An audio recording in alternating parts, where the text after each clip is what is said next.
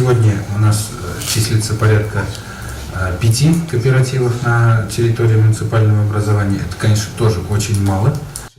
Бүгінгі күнде районда 10 меңнен артық ярдәмче 64 крестьян ферма хуҗалыклары исәпләнә. Арада 2 хуҗалык көбейтеп кышкырт асрый. Шуңа да киңәшмәдә Ильяс Әхмәтҗанов һәрбер авыл җирлегендә бер кооператив төзергә мөмкинлек барлыгын ассызыклады. Аларның саны 26. Яңа Иглай авыл җирлегенә караган Яктыкүл авылында яшәүче Гали Фәйзуллинның крестьян фермер хуҗалыгында 60 баш мөгезле эретерлек асрала. Шуның 16-сы савым сыеры. Әмма зыянга эшлибез ди башлык. Бүгінкенде пока эшлибез нольге.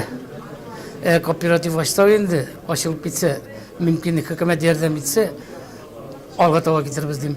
Плюска булыр дим. Мен уем шундай. Бер кооперативка 5 шәхси ярдәмче хуҗалык әгъзалары берләшә ала. Башкаладан килгән белгечләр кооператив төзүнең өстенлекле яклары, оештыру юллары хакында җентекле итеп аңлатты. Уңышлы эшләүче кооперативларга һәм эшчәнлекне башлап җибәргәндә дәүләттән шактый суммада ярдәм каралган. Бүгінгі действующий программа негізінде 70 миллионға хәтлі не алалар, грант алалар. Біріншіден, бұл ішлеп кеткен кооперативлар, бір жылдан артыра ішлеген кооперативларға.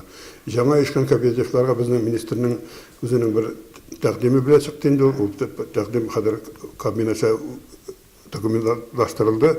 Жаңа ішкен кооперативларға берелер 5 миллион ақша. Үйіштіріп жіберу үшін. Требованиясы бар.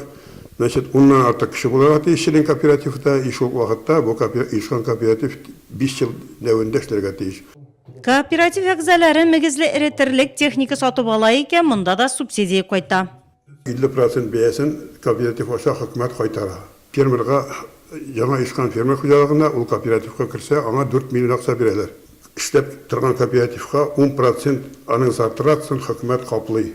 Әйтек 10 миллионлық продукция җитештерә икән кооператив расход чыгарып, шуның 1 миллионын кире кайтара хөкүмәт.